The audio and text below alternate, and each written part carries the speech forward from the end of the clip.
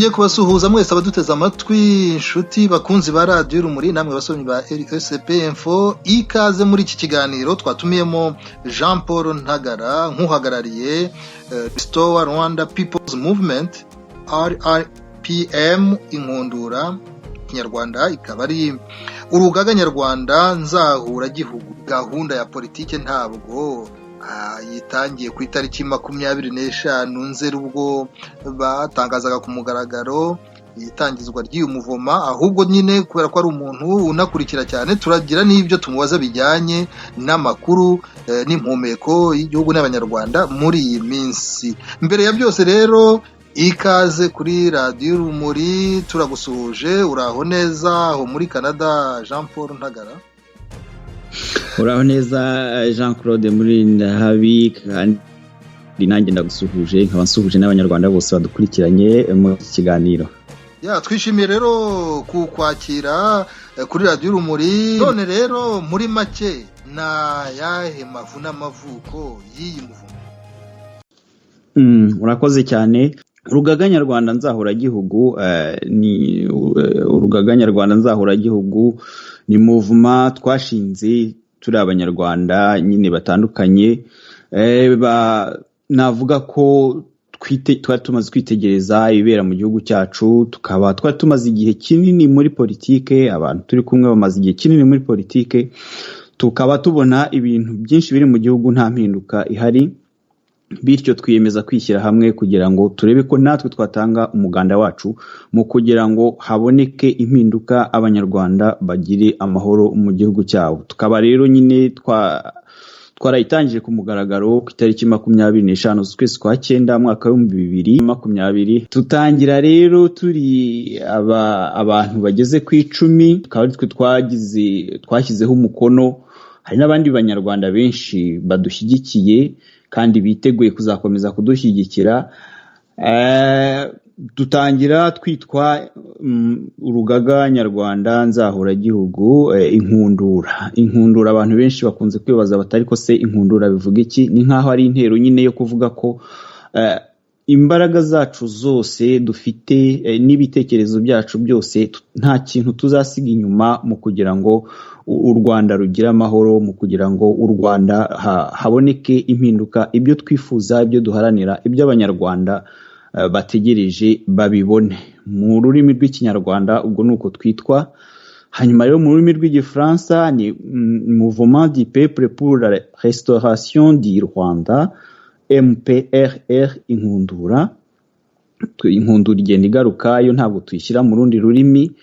Hanyuma noneho mu cyongereza nk'uko wamaze kubivuga ni Restore Rwanda People's Movement Inkundura, muri urwo rurimi nyine rw'icyongereza. Tukaba rero dufite icyicaro hano mu gihugu cya Canada, akaba ariho dufite icyicaro mu murwa mukuru w'igihugu cya Canada ariwo Ottawa. Kuki mwahisemo gushyiraho nyine iyi muvuma kandi mu by'ukuri hasanzweho andi mashyaka cyangwa indi miryango ya politike wenda irimo niyo mwahozemo cyangwa ni abantu bashobora kubwira ko mwashoboraga kuba mwajyamo? Hari icyo wabisobanuraho Jean Paul Ntagara? Urakoze Jean Claude. Ni ikibazo cyiza.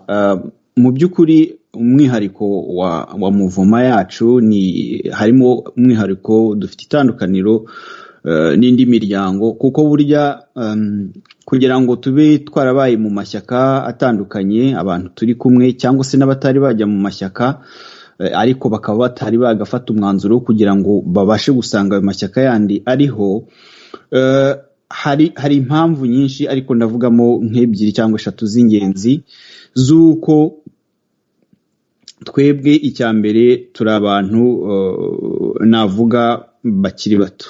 Navuga ko turi abantu bakiri bato bifuza impinduka, kuko tumaze kwitegereza ibibazo byinshi twagiye tugira mu mashyaka twarimo, twagiye tubiterwa ahanini n'abantu usanga barashinze amashyaka ariko bakashinga bafite ibitekerezo byabo bindi bitandukanye nuko twebwe wenda nk'abantu bakiri bato navuga dufite amaraso mashya twabibonaga. Kuvuga ko mukiri bato abenshi muri mwe no kuvuga ko mutarageza nko ku myaka 40 50. Yeah. navuga ko tutari twageza ku myaka 50, akaba ari nayo tranche d'âge cyangwa se icyiciro cy'umwaka tuvuga ko rwose abo bantu bose bafunguriwe imiryango. Hanyuma kurenza ku myaka 50 hejuru bikaba bisaba ko kugira ngo winjire muri movement yacu tugomba kubyigaho, kubanza kubyigaho no kubiganiraho, tukareba niba koko ari ngombwa ko twakorana, kuko tuba tubona ko hari byinshi uba ufite tuba dukeneye. Umuntu nk'urengeje imyaka 50 hari byinshi aba afite tuba dukeneye, ariko nanone dusanga iyo abantu nk'abo bagiye mu nzego z'ubuyobozi akenshi atwara babandi b'urubyiruko muri iyo experience ye ya kera bafite, hanyuma ibyo twebwe twifuza ko bigerwaho nk'abantu bakifite amaraso mashya ntibigerweho ntibikore. Ntabwo mutekereza yuko ab'inararibonye bashobora kuza nibura bakabungura, bakabagira inama ku byo mutabashije kumenya nk'abababoneye izuba?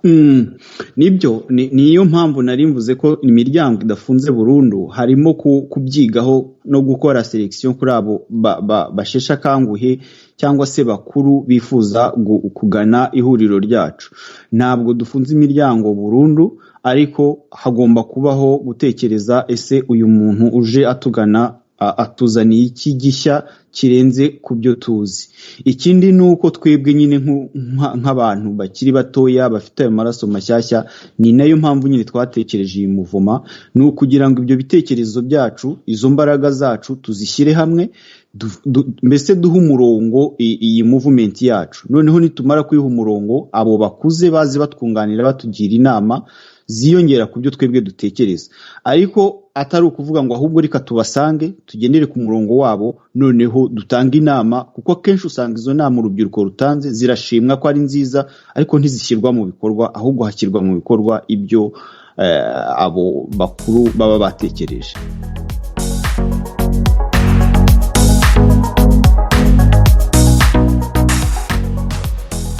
Ni ibintu bigoye cyane, kuko dushobora gukorera cyangwa se urubyiruko rushobora gukorera aho ruri mu mashyaka barimo, kugira ngo ibitekerezo byabo bibashe guhita.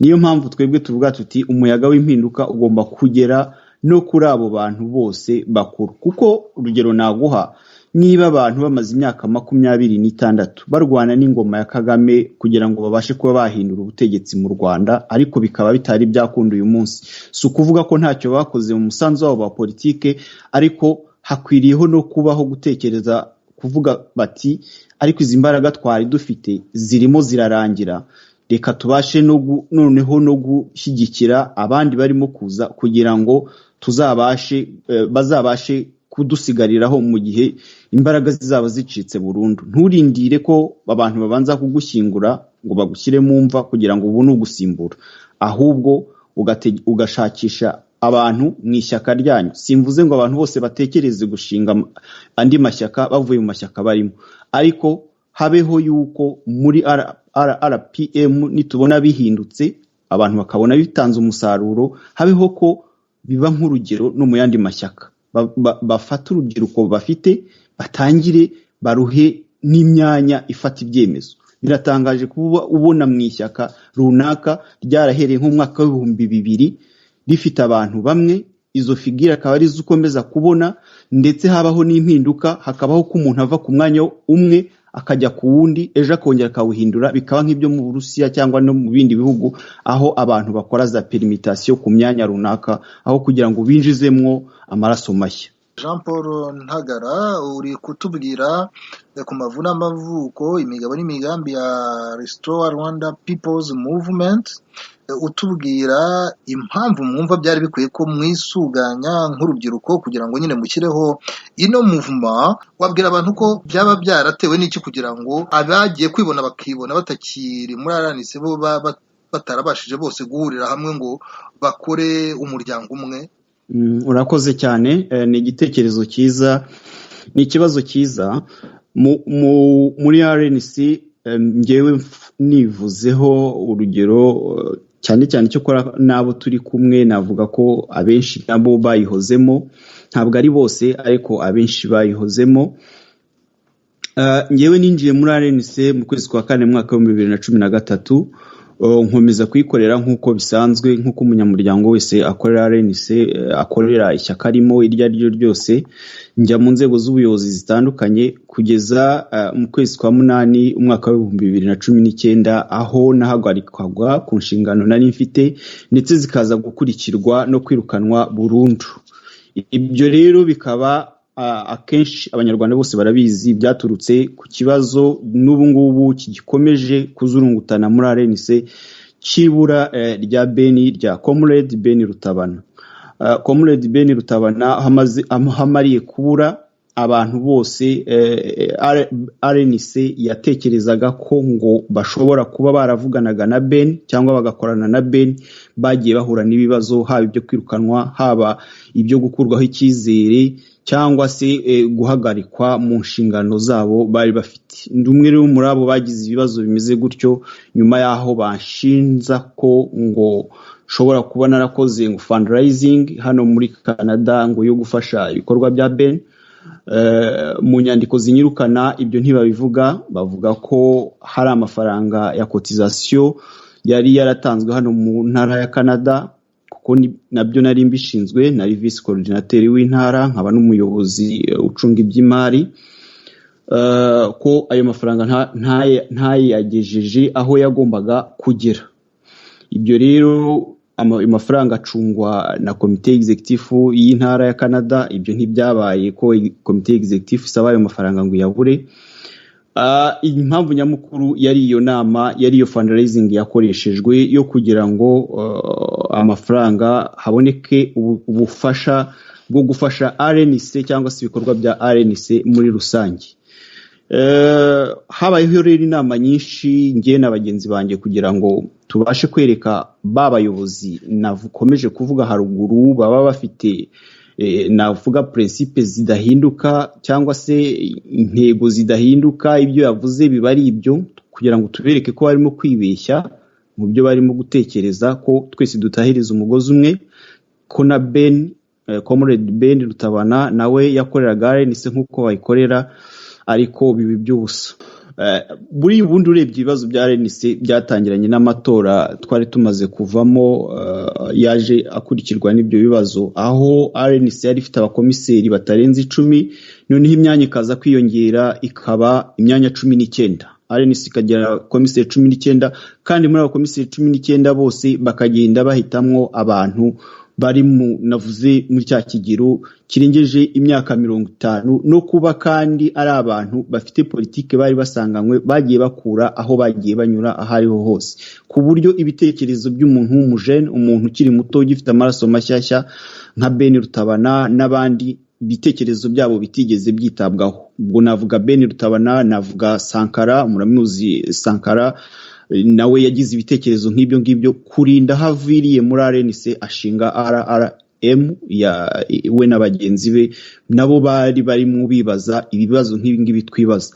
Igikomeye rero si kugira ngo abantu bagende bashinga ishyaka, ahubwo igikomeye nuko ibyo bintu abantu babibona kandi bakabibwirwa, ndavuga abayobozi ba RNC, ariko bagakomeza kunangira umutima kugira ngo habeho impinduka. Izo mpinduka zigaragarire buri muntu wese, ahubwo bagahitamo ko umuntu wese ubajije icyo kibazo cyo kuvuga ati ko se twe tuzagera dute ku myanya ifata ibyemezo, ibitekerezo byacu bizahita ryari, uwo buri wese bagahitamo kumushyira hanze. Nuko Ben yagiye, nuko basankara bagiye, n'abandi benshi, natwe n'abandi bajeni benshi bari mu mpinduramatwara muri RNC. Jean Paul Ntagara, dusoza icyo kibazo, wafasha nk'abantu kumva ukuntu mutabashije mbese kujya hamwe ku batarabashije kumvikana n'abayobozi baranditse muri iki gihe? Tuva muri RNC twayivuyemo turi abantu benshi batandukanye, kandi dufite n'imigambi itandukanye, kuko ntabwo twavuye muri RNC ari uko wenda tuvuge ngo twari duhuriye ku mugambi umwe wo gukora ikintu kimwe, noneho ku buryo twari kugera hanze tugahita dukomereza muri icyo kintu. Ahubwo icyabayeho nuko abantu bose bari bamaze kwirukanwa, n'abandi bari basaga n'abifashe, n'abagiye baviramo mu nzira bapandura RNC bapandurira mu nzira kubera ko wenda babonaga icyo bari bategereje batakibona. Habayeho kwisuganya no kuganira no kuvuga tuti noneho hari ikintu kimwe dushobora gukora gishobora kuba cyasimbura ibingibi bya RNC twari twariyemeje gukorera, ariko tukaba tubona bitandukanye n'ibyo twiyemeje. Ntabwo rero byakunze ko dukomeza gukorana kubera yuko twageze hagati nyine turimo tuganira haza za principe nyinshi tutemeranyijeho, notama navuga nko mu byerekeranye naho tugomba gukorera. Twebwe mu movement yacu ubu kugeza kuri uyu munsi twemera yuko abantu bibanze tugomba kwegera ari abari mu gihugu cy'u Rwanda no hafi yarwo, ubwo ndavuga muri Afurika. Hanyuma rero bagenzi bacu bose ko babibonaga bari abashinze runana ntabwo bo ariko babibonaga. Hari bagenzi bacu muri Afurika batifuzaga gukorana nabo, twe tukavuga ko nta muntu tugomba gusubiza inyuma kandi ko buri musanzu, ntabwo ndi bwinjire muri detail cyane mvuge ngo ni bande baherereye hehe, ariko ubwo ndakubwira ibintu nyamukuru byatumye tudashobora gukomeza gukorana nabo. Nari navuze ko mvugaho nk'impamvu nk'eshatu. Indi y'ingenzi nyamukuru ni yuko hari abantu benshi navuze bagiye bava muri RNC cyangwa bagatabwa na RNC ku buryo itakomeje gukorana nabo nk'uko natwe tutakomeje gukorana nayo iturenganyije. Ndavuga ubuyobozi bwa RNC buturenganyije. Muri abo bantu rero harimo abo bagenzi bacu nabo batifuzaga gukomeza gukorana nabo ku mpamvu wenda zitandukanye bagiye basobanura, ariko twebwe ku ruhande rwacu tukabona izo mpamvu zidafututse. Icyanyuma nuko muri RNC icyo twaregaga RNC ni uguha imbaraga power z'ihuriro zose zikajya ku mutwe w'umuntu umwe cyangwa y'abantu bakeya. Ibyo nibyo byatumye tuva muri RNC cyangwa se tuva muri FPR abayibayemo, zuko imbaraga z'ishyaka zijya ku muntu umwe, imbaraga za RNC zikajya ku muntu umwe. Noneho twajya no muri reformers, abo twitaga reformers, abareformiste, twari organize nk'abareformiste, ugasanga imbaraga barimo barazishyira ku muntu umwe. Ibyo nabyo ngewe ku bwanjye nabonaga ko nitugera imbere tuzagira ikibazo cy'uko nk'ibyo dusize muri RNC tuzabisanga aho tugiye. Kunze kuvuga ko amashyaka y'abanyarwanda ngo yaba akabije ubwinshi, hari icyo wabasobanurira?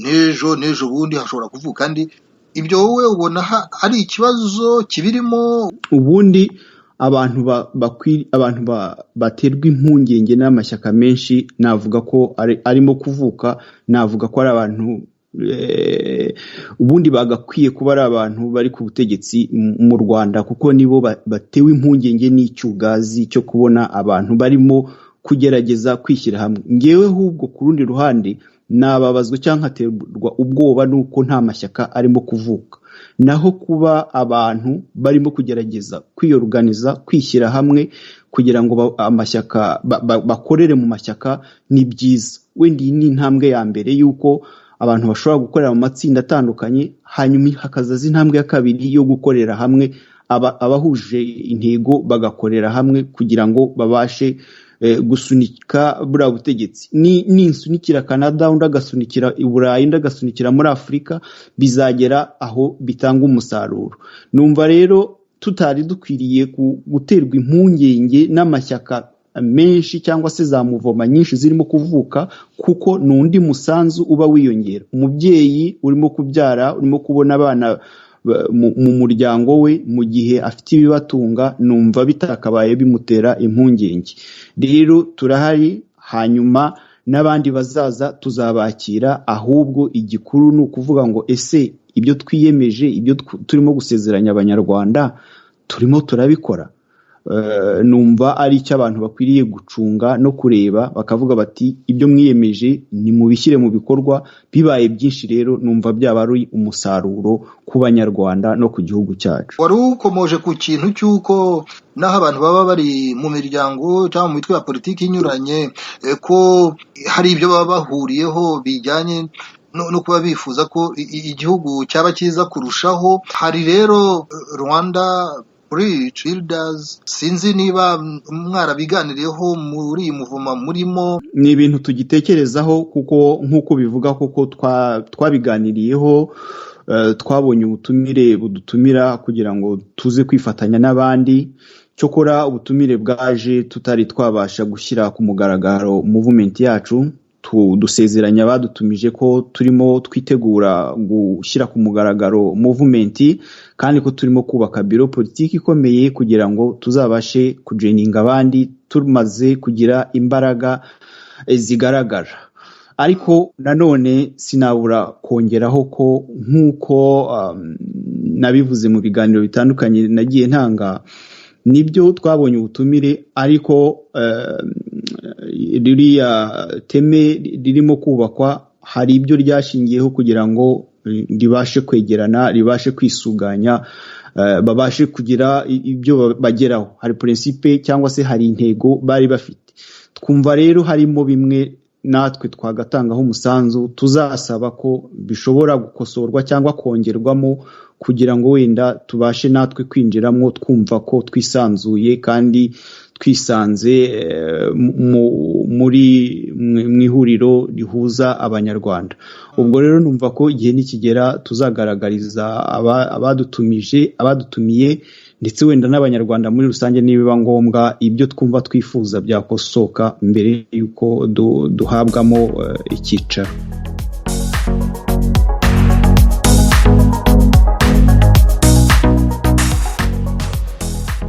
Jean Paul Ntagara, twongere tubwire abadukurikiye yuko twagutumiye nk'uhagarariye Restore Rwanda People's Movement, urugaga nyarwanda nzahuragihugu Inkundura. Niki kibaraje ishinga, Jean Paul Ntagara? Murakoze. Icyo turaje inshinga nuko ubutegetsi, systeme y'ubutegetsi iriho mu Rwanda ihinduka, hakajyaho indi systeme ibereye Abanyarwanda. Kabone nubwo perezida w'igihugu yavaho uyu munsi, ntabwo bivuga ko atasimburwa n'undi kandi nawe agakorera muri iyo systeme, kuko systeme iriho yubatswe n'abo ngabo bayirimo, ku buryo rero undi wari wese wajyamo byanze bikunze nawe yahura yakomeza mu murongo w'ubutegetsi muri systeme yari irimo iyoboye igihugu. Tubwire rero ibintu by'ibanze bibangamiye cyane imibereho y'umuturage. Icyambere ntabwo ndi buhite mvuga demokarasi, kuko akenshi niyo tunyotewe abantu bari hanze, ariko Abanyarwanda mu gihugu imbere bafite ikibazo cy'ubukene. Ikibazo cy'ubukene mu Rwanda kandi gituruka ku micungire mibi y'igihugu muri rusange. Ubwo mvuga imicungire mibi y'igihugu mba mvuga nka politike z'ubuhinzi n'ubworozi, aho Abanyarwanda kugeza kuri uyu munsi badashobora guhinga ibihingwa bishakiye biri mu mirima yabo, ibihingwa ngandurarugo, ibyo twatuzi Abanyarwanda bari bamenyereye, ahubwo bagategekwa guhinga ibijyaniranye n'ibyo abategetsi bari ku butegetsi bifuza. Ibyo rero bituma Abanyarwanda bakomeza kugira ubukene. Ikindi nuko nk'uko tubizi mu Rwanda ibiciro ku masoko birahanitse kubera ko bitajyanye n'ubushobozi bw'abakozi. Ni gute umuntu aba afite isambu gakondo yahawe n'ababyeyi be, umutegeka icyo agomba guhingamo, n'aho agomba kugihunika, n'igihe agomba kugicururiza? Ibyo rero tubizi kuva ku ngoma ya cyami, aho abantu bahabwaga amasambu bakabakatira, bakabaha n'ibyate, barangiza n'inka bakakugabira, bakazikwambura igihe bashakiye, ukazikamira igihe bashakiye, byose bikaba iby'umwami n'abatware.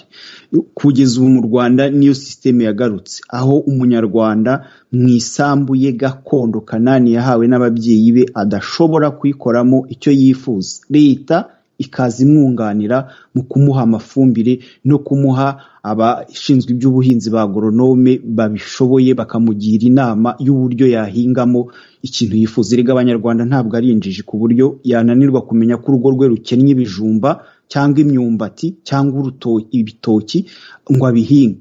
Cyerekeranye na demokarasi mu Rwanda, ubwisanzure bwo gutanga ibitekerezo kandi ukabitanga mu ruhame nta nkurikizi kiracyari ikibazo gikomeye cyane, kuko ahantu hose hari ubwisanzure ni naho haba amahoro, ni naho haba amajyambere, n'ibyo abantu baba bubaka, n'iryo terambere abantu baba bavuga rikaza ryubakira kuri ibyo byose. Turacyafite amashyaka ya politike adakora, turacyafite n'akora akaba abogamiye ku butegetsi, turacyafite societe civile itita ku baturage, turacyafite ibinyamakuru bikorera mu kwaha k'ubutegetsi gusa, ibinyamakuru byigenga nta bihari. Iya nyuma nshaka gusorezaho ni y'umutekano.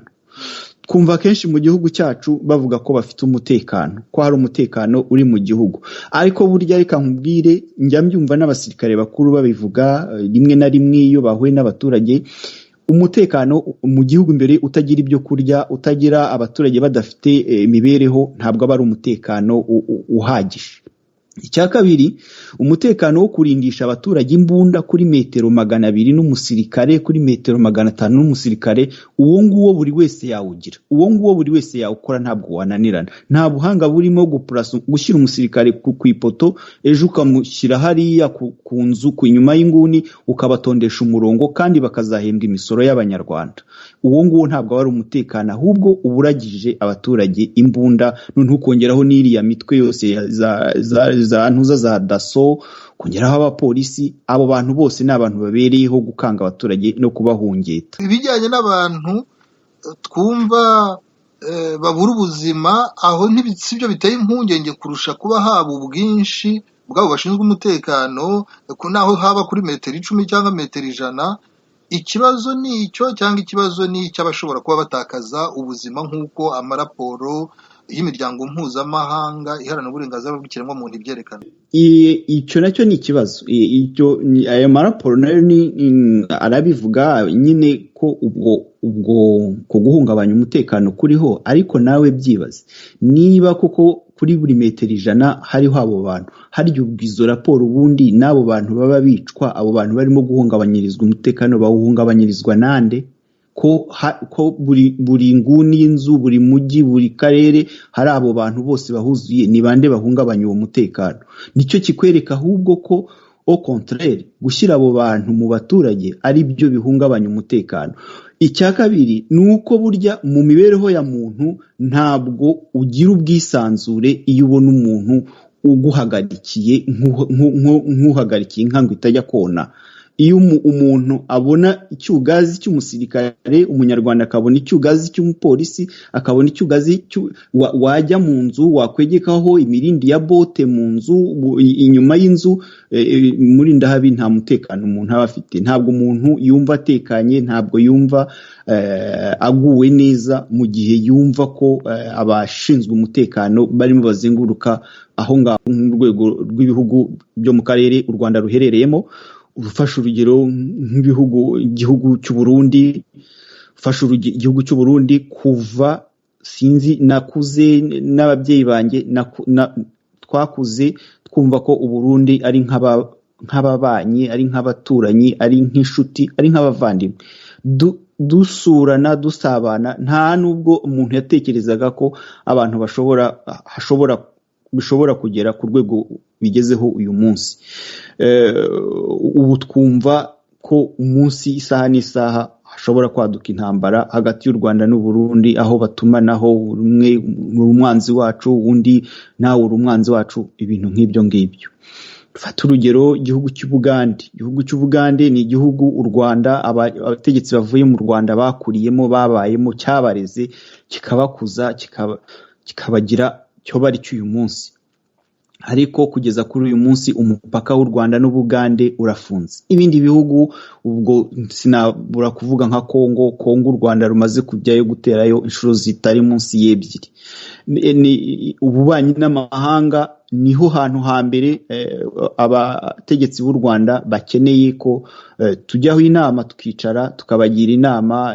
Hari n'abandi benshi bari muri ibyo bikorwa bakagirwa inama y'uburyo bashobora kwitwara kugira ngo bigaruke muri ya neza y'umunyarwanda, agira umutekano. Muri ndahabi businzi ko umunyarwanda utuje mu gihugu cy'u Rwanda ashobora kumva ko umwana we mu myaka 5 azaba afite umutekano mu gihe areba izo tension z'intambara ziri muri kariya karere.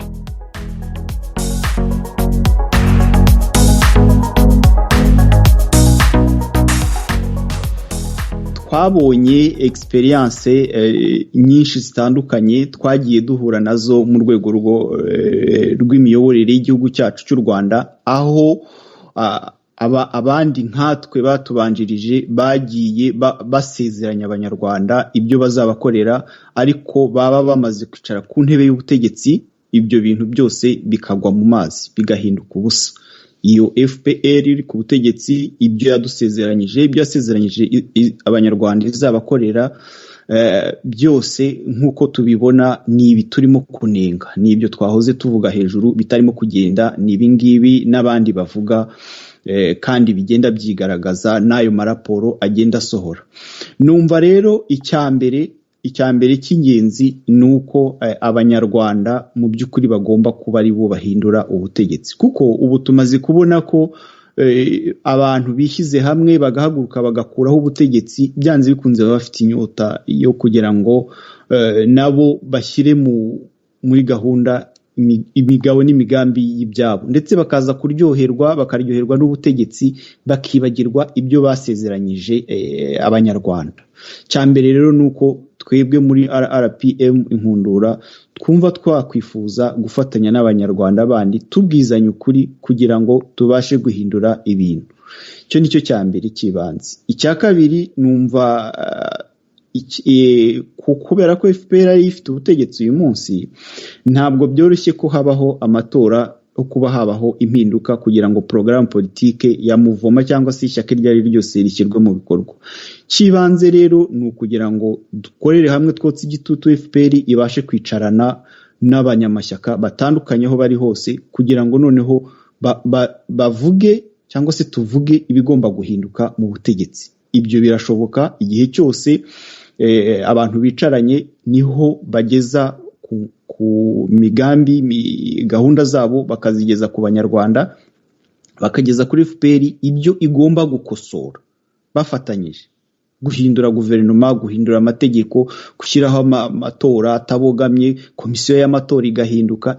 Ibyo ni ibintu byinshi navuga bishobora guhinduka, kandi tuzakomeza kugenda tuganiriza abanyarwanda kugira ngo tube twabasha gushyira muri gahunda ibyo tuba twasezeranyije abanyarwanda. Ikindi ni uko kugeza kuri uyu munsi nta muntu n'umwe cyangwa se ntabwo FPR ijya ivuga ku banyapolitike bafunze.